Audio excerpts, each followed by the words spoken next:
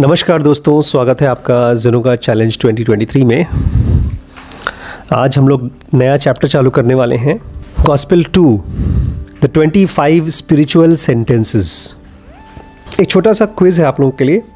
भगवत गीता में टोटल कितने चैप्टर्स हैं और भगवत गीता में टोटल कितने श्लोक हैं?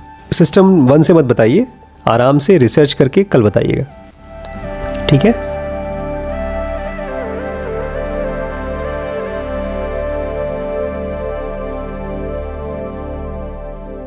और आगे की शुरुआत करने से पहले एक बहुत ही इंटरेस्टिंग स्टोरी।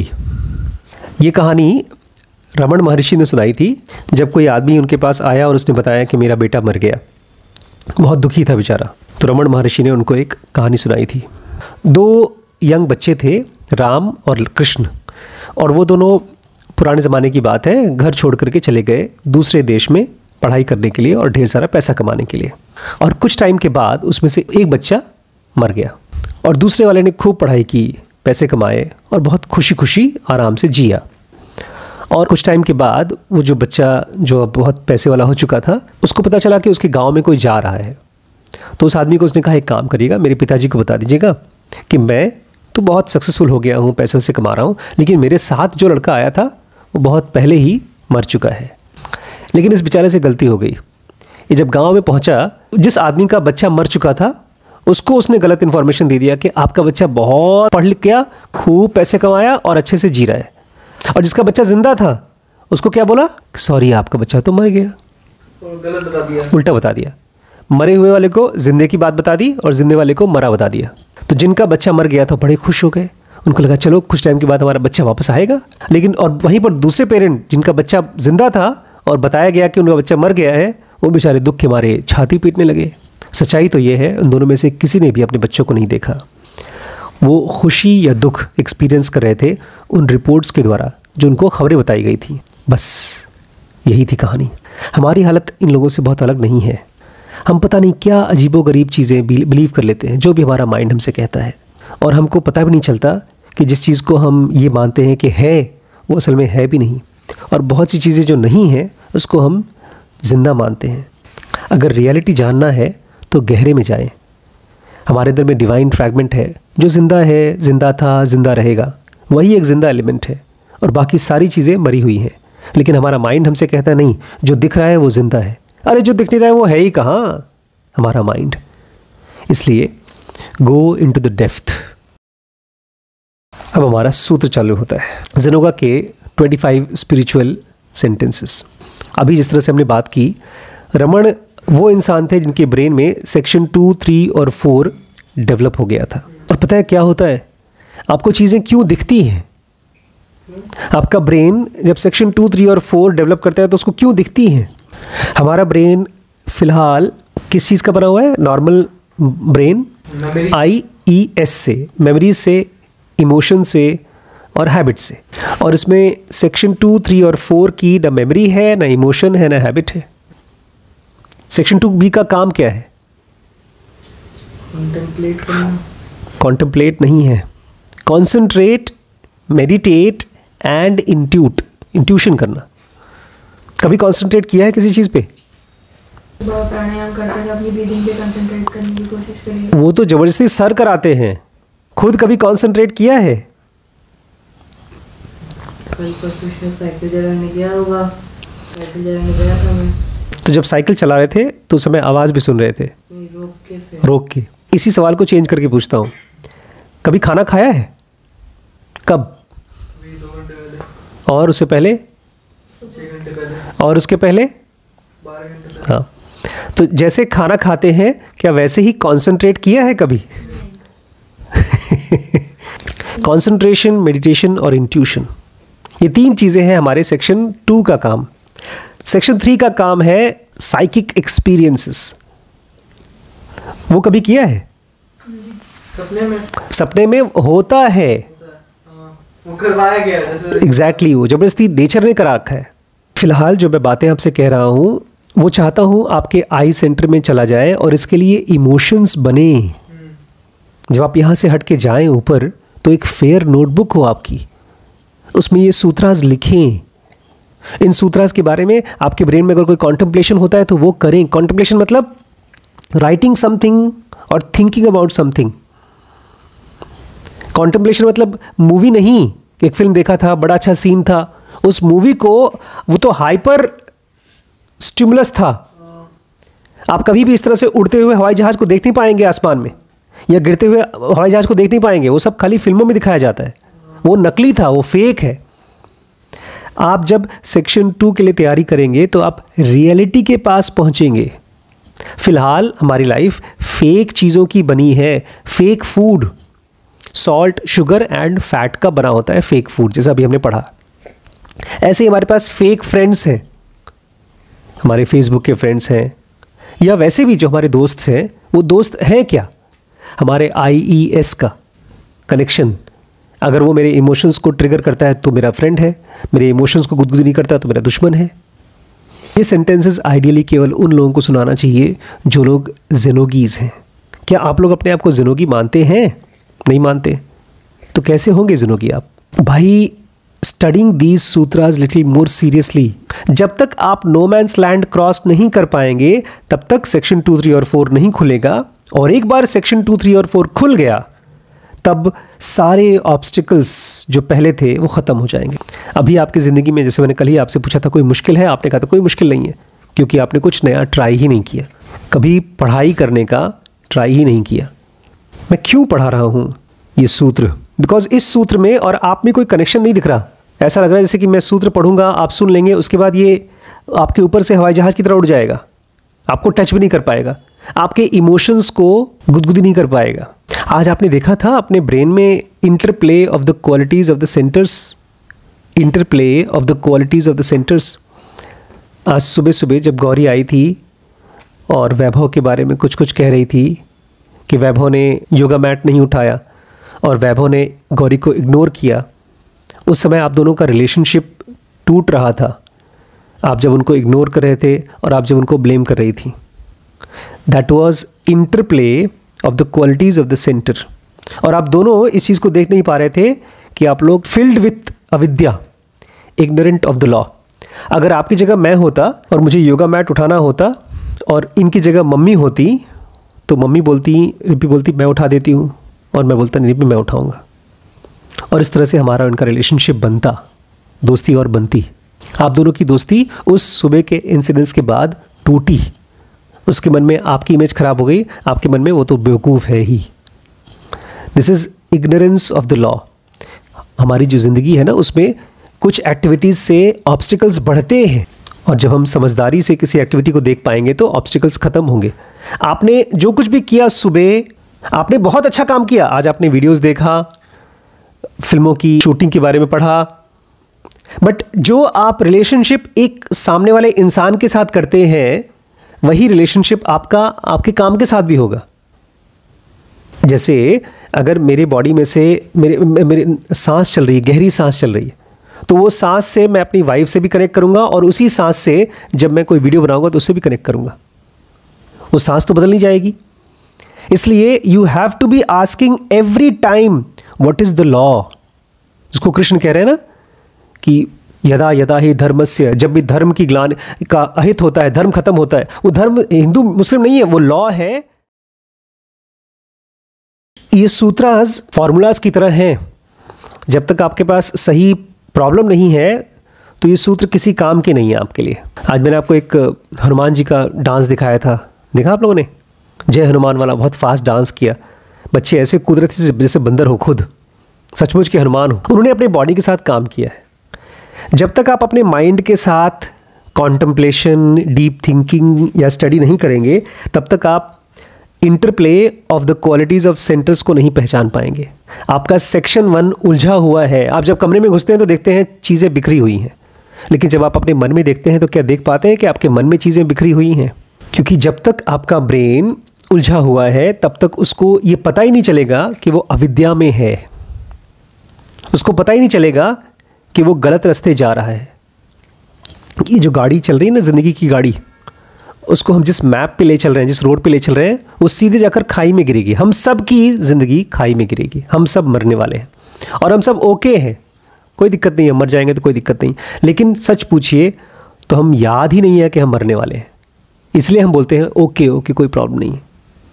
अगर आप सीरियसली पूछें अपने आप से आखिर क्या होगा, ये बॉडी के बाद क्या होगा, डेथ के बाद क्या होगा, तब अचानक से आपके मन में आ जाएगा what is the law, death और लाइफ के बियॉन्ड क्या है, लॉ क्या है, सिद्धांत क्या है।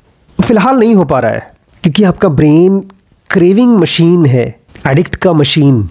जैसे एडिक्ट का बॉडी होता है, उसको सिगरेट चाहिए होता है, आपको चाहिए होता है sensation of IESM IESM IESM। आपको हर 10 15 20 सेकंड में कुछ न कुछ चाहिए हंसने के लिए, कुछ न कुछ चाहिए खाने के लिए। इसलिए आप लोग को पता भी नहीं है कि आप लोग अविद्या में हैं। आदमी के सारे प्रॉब्लम्स का जड़ अविद्या में है। लेकिन मुझे ये बताइए हमारी प्रॉब्लम्स क्या क्या है? क्या आपके पास कोई प्रॉब्लम्स हैं? ये कि आपकी करियर, पढ़ाई, आपकी कोई प्रॉब्लम नहीं है?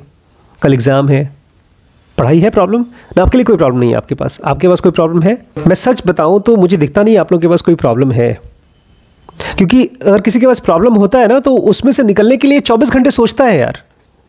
कोई अगर बीमार है, किसी का पेट दुख रहा है, आप ही का बुखार है, तो अब दिन भर उसको आराम करके उसको ठीक करने की कोशिश करते हो, दवाई लेकर ठीक करने की कोशिश करते हो। कोई इशू है आपकी लाइफ में, कोई प्रॉब्लम ही नहीं है। यहां तो कह रहे हैं कि अविद्या is the root cause of all human problems, लेकिन आपके पास प्रॉब्लम ही नहीं है तो आप उसको सॉल्व क्यों करेंगे? वहां बेचारा अर्जुन परेशान था कि मुझे लड़ाई नहीं करना, कृष्ण ने पकड़कर उसको समझाना शुरू कर दिया कि तुम अविद्या में हो, तुम्हें जानना पड़ेगा आत्मा आत्मा के बारे में। यहां तो आप लोगों की दिक्कत ही नहीं कोई, तो आप लोगों को क्या जानना? मैं चाहता हूं आप लोग अपनी कोई प्रॉब्लम खोज के बताइए, तब मैं बताऊं कि किस तरह से अविद्या उसका रूट कॉज है। जब कोई बीमार होगा तब तो दवाई दूंगा मैं। कोई मैथमेटिकल प्रॉब्लम होगी तो उसको सॉल्व करने के लिए फॉर्मूला चाहिए होंगे। आपके घर में बिजली नहीं आ रही है तो आप जनरेटर चालू करेंगे, आपको पेट दर्द हो रहा है तो दवाई खाएंगे। यहां तो सब कुछ परफेक्ट है, नॉर्मल है। एक प्रॉब्लम है लेकिन आपको प्रॉब्लम नहीं पता चलेगी। ये जो आपके हाथ में किताबें हैं, इसको समझ पाना, क्या ये प्रॉब्लम नहीं है? It may be a problem but it is not your problem. देखिए मेरी ज़िंदगी में ना जब से डिस्टर्बेंस शुरू हुई, जब मैंने घर के पेरेंट्स के साथ लड़ाई शुरू हुई, तब से मेरी लाइफ में प्रॉब्लम्स थी। उसके बाद फिर पैसे कमा पाना, एक कंपनी बनाना, एक ऑर्गेनाइजेशन बनाना, ये प्रॉब्लम है। किसी की डेथ हो जाए, कोई बीमार हो जाए तो वो प्रॉब्लम है। ढेर सारी प्रॉब्लम्स हैं जिसके बारे में मैं सोच रहा हूँ कि क्यों है ये, इसका सोल्यूशन कैसे हो, ये प्रॉब्लम सॉल्व कैसे हो। आज आप लोग 20 साल के, 14 साल के हो चुके हैं। Do you have some question in your life that you want to ask solution of? Frankly speaking, जो भी चीज़ें आपके लिए प्रॉब्लम हो सकती थी उसको पेरेंट्स ने अपने पैसे से कवर कर रखा है। मेरे पास पेरेंट्स का सपोर्ट फिलहाल नहीं है, इसलिए मुझे सोचना पड़ रहा है कि मैं कैसे पैसा कमाऊंगा, या कैसे मेरी कंपनी बनेगी, या स्केलेबल बिजनेस कैसे बनेगा। But this is not your problem. देखिए आपके पास दो ऑप्शन है, या तो आपके पास एक प्रॉब्लम है, कोई इश्यू है जिसके ऊपर आपको गहरे से सोचना है, और एक है आपके पास एक फिल्म देखनी है। ये मेरा प्रॉब्लम है। मुझे इंस्टाग्राम में देखना है कि मेरी फोटो किसी ने देखी कि नहीं देखी। मैं भी इंस्टाग्राम यूज़ किया है, आज ही यूज़ किया, कल भी यूज़ किया, लेकिन क्यों पता है? कम से कम 100 लोगों को इकट्ठा करना है। तो कैसे आएंगे 100 लोग? उसके लिए मैंने ऐड बनाने की कोशिश कर रहा हूँ, 1000 रुपये बूस्ट करने के लिए कोशिश कर रहा हूँ इंस्टाग्राम पे। मैं लोगों को देख रहा हूँ कि लोग कैसे ऐड बनाते हैं। आज मैंने पढ़ा थिंक डिफरेंट का ऐड एप्पल का कैसे बना, तो आज मैं जब वॉक कर रहा था मेरे दिमाग में ऐड ही चल रहा था। वो एक प्रॉब्लम के चारों तरफ आपका माइंड घूम रहा है। There is an issue about which you are contemplating, not just reading a book. Reading a book तो आपके लिए इसलिए प्रॉब्लम होगा बिकॉज एग्जाम देना है। You have to have something in your life which should be your problem. Otherwise आप धीरे धीरे स्लाइड करते करते अपने सेंशुअल प्लेजर्स में खो रहे हैं, और आपका माइंड भी धीमे धीमे प्लासिड हो रहा है। प्लासिड मतलब आलसी हो रहा है। वो जो बातें कर रहा है, वो फिल्म वालों के बारे में बातें कर रहा है, यूट्यूबर्स के बारे में बातें कर रहा है। It is not able to take up a problem and solve it. और बहुत जल्दी, सॉरी दोस्तों, मुझे बताते हुए बहुत डर लग रहा है कि बहुत जल्दी आपकी लाइफ सीधे धक्का खाएगी एक दीवार से। बिकॉज जैसे ही आप रियल वर्ल्ड को फेस करेंगे, प्रोफेशनल वर्ल्ड को फेस करेंगे, you will feel oh my God, मुझे तो सोचना भी नहीं आता। ज़ेनोगा कहती है कि हमारे अंदर में अविद्या है, हम नहीं जानते दुनिया को और उसके नियमों को, इसलिए हम परेशान हैं, ना कि किसी पाप की वजह से। आप यही कहेंगे, पता है, जब आप ज़िंदगी में सक्सेसफुल नहीं हो पाएंगे तो बोलेंगे किस्मत ख़राब थी यार, उस आदमी की किस्मत अच्छी थी, मैंने कुछ पाप किया होगा, कुछ गलत काम किए होंगे, इसलिए मैं अक्लवान नहीं हूँ, मैं पढ़ने में तेज़ नहीं हूँ। देखो बड़ी मम्मी को, वो कितनी टॉपर थी क्लास की। आप अपने आप को बोल देंगे कि मैं छोटा सा सिनर हूँ, मतलब पास्ट में कुछ गड़बड़ काम किया होगा, इसलिए मेरी अकल, मेरा ब्रेन सेल्स कमज़ोर है, इसलिए मैं पढ़ लिख नहीं पाता, इसलिए मैं इंस्टाग्राम देखता हूँ या कुछ और काम करता हूँ। The root cause is not sin, the root cause of any problem is अविद्या। हम जो अभी कर रहे हैं ना, उसी अविद्या को ख़त्म करने की कोशिश कर रहे हैं। तो अगर आप ये मुझसे पूछते हैं, बड़े पापा ये तो बताइए अविद्या क्या है, अविद्या किए जा रहे हैं। अविद्या is the perception of section 1। हमारा IESM जब किसी चीज़ को देखता है तो उसको बोलते हैं अविद्या। आपने ये पानी देखा, इस पानी को देख करके मुंह में पानी आया? पापा पानी को देखकर पानी नहीं आता है मुंह में, कोल्ड ड्रिंक को देख के पानी आता है ना? वो इसलिए क्योंकि कोल्ड ड्रिंक को देखकर ई सेंटर बड़बड़ करता है, रिस्पॉन्ड करता है। जैसे ही आप मोबाइल अपने पास खोलते हैं तो आई सेंटर कम, ई और एस सेंटर ज़्यादा बोलता है। दैट इज़ अविद्या। जब आप इस दुनिया को अपने सेक्शन 1 से देखते हैं और बड़बड़ करने वाले माइंड से देखते हैं, दैट इज़ अविद्या। दो तरह के कन्फ्यूजन होते हैं इस दुनिया में। एक तो कन्फ्यूजन जिसमें कि आप परेशान होते हैं, और एक कन्फ्यूजन जिसमें आपको पता ही नहीं कि आप कन्फ्यूज्ड हैं। और दोनों में से ज़्यादा खतरनाक कौन सा होगा? Second one. और आपके पास कौन सा है? Second one.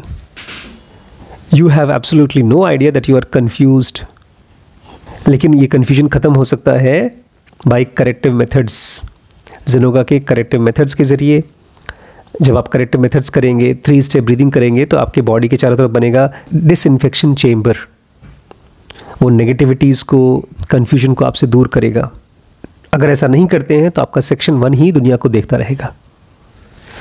ऐसा समझिए जैसे कि एक चश्मे के बिना एक आदमी जिसकी आंख बहुत ख़राब है और बिना चश्मे की दुनिया को देख रहा है, कुछ समझ में नहीं आ रहा उसको, लेकिन देख रहा है। हम दुनिया को केवल इमोशन से देखते हैं। सुबह सुबह जब आपकी और इनकी फ़ाइट होती है, या किसी की भी किसी से फ़ाइट होती है, तो मुझे दिखाई देता है IESM IESM IESM IESM, बस। और ये इसलिए है क्योंकि आपकी बॉडी में 3 स्टेप ब्रीदिंग नहीं है, करेक्टिव मेथड्स नहीं है और डिसइंफेक्शन चेम्बर नहीं है। अरे ये सब तो बाद में होंगे, पहले तो इन तीनों का थॉट ही नहीं है आपके दिमाग में कि बड़े पापा होता क्या है डिसइंफेक्शन चेम्बर, करेक्टिव मेथड है क्या।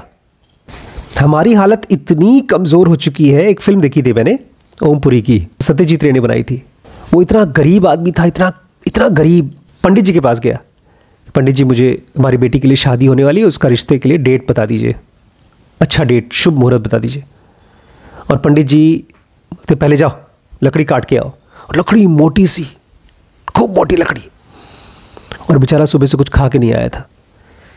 लकड़ी काटता रहा। गुस्से में लकड़ी काटते काटते वो मर गया। उसकी बॉडी वहीं पड़ी रही। गुस्से में था लेकिन उससे ज़्यादा कंफ्यूज था वो, उसका ब्रेन कंफ्यूज था। हमारा ब्रेन सेक्शन 1 कंफ्यूज्ड है और वो इनकरेक्ट कंक्लूजन्स पे आता है और बड़ा कॉन्फिडेंट होता है उन कंक्लूजन्स के बारे में। कंक्लूजन समझते हैं क्या होता है? कंक्लूजन, हाँ, ये पानी है। अगर मैं इसको कहूँ नहीं ये शराब है, तो एक रॉन्ग कंक्लूजन है। और हमारा ब्रेन आसपास की दुनिया को देख करके 24 घंटे रॉन्ग कंक्लूजन करता है, क्योंकि उसके सेक्शन 2, 3 और 4 डेवलप नहीं हो पाए हैं। खैर, अगर कभी आपका डेवलप होगा तो ज़ेनोगा कहती है आपके इनर और आउटर वर्ल्ड के वंडर्स दिखाई देंगे, जो कृष्ण को दिखते थे, रमण को दिखते थे। बट कृष्ण और रमण का नाम मैं क्यों ले रहा हूँ यहाँ पे? पहले तो हम लोगों को सिंपल बेसिक हैबिट्स ठीक करनी होंगी। खाने की हैबिट, पढ़ने की हैबिट, सिंपल चीज़ें पढ़ने की हैबिट। डी एडिक्शन करना होगा मोबाइल से, लेकिन आप कर नहीं पाएंगे क्योंकि आपके अंदर में मोबाइल के लिए, उन चीज़ों के लिए डिज़ायर है। क्या है डिज़ायर? वो भी बेचारा परेशान हो जाएंगे आप, क्योंकि डिज़ायर क्या है, आपके ब्रेन में एक है आई सेंटर, एक है ई सेंटर और एक है एस सेंटर। ये देखिए आई, ई और एस, किसको बोलेंगे, ये बोल दीजिए आई, ये ई और ये एस, ये तीनों जब आपस में टन टन टन टन करते हैं तो क्या निकलता है, डिज़ायर। भैया चलो यार कुछ खा के आते हैं। हमारे ब्रेन में जो सेंटर्स हैं उनके बीच की जो इंटरप्ले है उसी में से निकलता है डिज़ायर। लेकिन हमको लगता है नहीं भैया ज़रूरत है मेरी, आज ये फिल्म देखनी है और इस फिल्म का मुझे एंड चाहिए। कौन सी फिल्म नहीं देखी है तुमने, वो बेयरफुट, और बेयरफुट का एंड चाहिए मुझे। अरे मौत आए, मरेंगे तो मरेंगे, लेकिन बेयरफुट देख करके मरेंगे हम। ये जिस दिन मुझे मालूम पड़ा था उस दिन मुझे एक बहुत बड़ा खजाना मिल गया था, लेकिन वो खजाना मैं आपको दे नहीं सकता हूँ, बिकॉज आपके लिए तो डिज़ायर ही खजाना है। अरे बड़े पापा मुझे बड़ी मुश्किल से डिज़ायर आता है।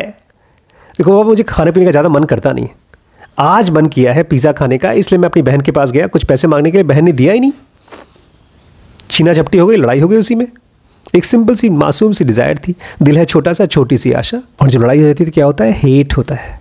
हमारे ब्रेन में जब ये आई ई एस आपस में लड़ाई करते हैं तो कभी क्रिएट करते हैं डिज़ायर और कभी क्रिएट करते हैं हेट। ना भैया, मैं हेट तो इसलिए करता हूं क्योंकि इसने मुझे ठीक से बात नहीं किया। ये हमारा इमोशन हमको, इंटेलिजेंस को बताता है ना। खाली आपके बर्तन खड़खड़ा रहे हैं, जब बर्तन गिरते हैं टन टन टन टन गिरते हैं, उसी में से एक आवाज़ आती है उसको बोलते हैं डिज़ायर, उसी में से दूसरी आवाज़ आती है उसको बोलते हैं हेट। जो आदमी ये समझ जाएगा उसका दुनिया में कोई दुश्मन नहीं होगा और वो दुनिया में किसी चीज़ के लिए परेशान नहीं होगा, क्रेव नहीं करेगा। मिल गया तो ठीक, नहीं तो कोई बात नहीं। वो आदमी मीरा की तरह हो जाएगा, नानक की तरह हो जाएगा। डिज़ायर और हेट क्यों होता है हमारे ब्रेन में? Not because those things are really important. कभी देखा है आपने, हेट कभी एक्सपीरियंस किया है अंदर मन में? जेलेसी कभी एक्सपीरियंस की है? किसी को देख के मुझे उसकी तरह सामान चाहिए, उसकी तरह बॉडी चाहिए। हम तो देखते नहीं बड़े पापा ये सब झंझट, हम तो खाली मोबाइल देखते हैं बस। ठीक है कोई बात नहीं। आपको मैगी पसंद है, आपको चाउमीन पसंद है और आपको स्विस रोल, ये सारे के सारे रिप्रेजेंटेशन है फिजिकल वर्ल्ड के। नहीं, ऐसा नहीं कि ये मत खाइए, ऐसा नहीं है, लेकिन इनसे ज़्यादा इंटरेस्ट होना चाहिए आपका किसी और चीज़ में। किस चीज़ में? हाँ, रियलिटी को जानने के लिए, खुद को जानने के लिए। और इसलिए नहीं क्योंकि बड़े पापा बोल रहे हैं, इसलिए बिकॉज आप रोज़ थोड़ा थोड़ा मर रहे हैं। आप रोज़ थोड़ा थोड़ा ज़िंदा नहीं हो रहे हैं, थोड़ा थोड़ा मर रहे हैं। और जितना आप एक डिज़ायर को या एक हेट्रेड को जाने देते हैं बिना समझे, उतना आप जल्दी जल्दी मर रहे हैं। आप केवल किसी शराबी को देख करके बोलते होंगे अरे बेचारा शराबी, उसका लिवर खराब हो जाएगा।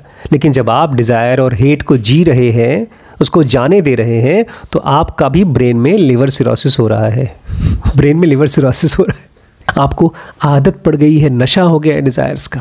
जब तक हम अपने सेक्शन 1 को बंद करके सेक्शन 2, 3 और 4 को खोलना नहीं सीखेंगे, तब तक इस फिजिकल वर्ल्ड से हम अटैच्ड होंगे और ये दुनिया अलग अलग तरीके से फैसिनेटिंग वेज में हमको अट्रैक्ट करती रहेगी।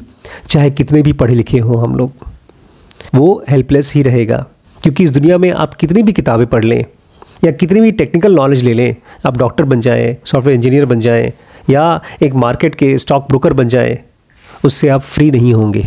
बार बार सेक्शन 1 के बारे में बात कर रहा है। क्या है सेक्शन 1? मैं चाहता हूँ प्लीज़ इसको आप लोग लिखिए और मुझे एक्सप्लेन करिए कल, क्योंकि जब तक आप आई, ई और एस तीनों सेंटर्स का डेफिनेशन नहीं समझ पाएंगे, तब तक आपको अपने कन्फ्यूजन नहीं पकड़ में आएंगे।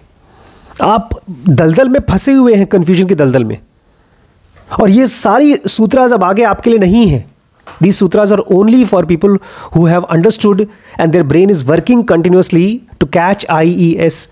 जैसे कोई आदमी समुद्र में तैरने जानता है, तब जाकर के उसको गहराई में डाला जाता है। आप डूब जाएंगे, आपके लिए सारी चीज़ें सर के ऊपर से जाएंगी और दोबारा जब सुनेंगे तो कोई फ़ायदा नहीं होगा।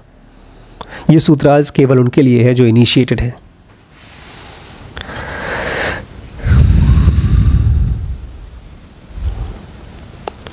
दोस्तों, आज इस क्लास को यहीं ख़त्म करते हैं, ठीक है? कल IES का डीप डेफिनेशन, खूब गहरा डेफिनेशन मुझे लिख करके समझाइएगा, ठीक? थैंक यू दोस्तों, नमस्कार।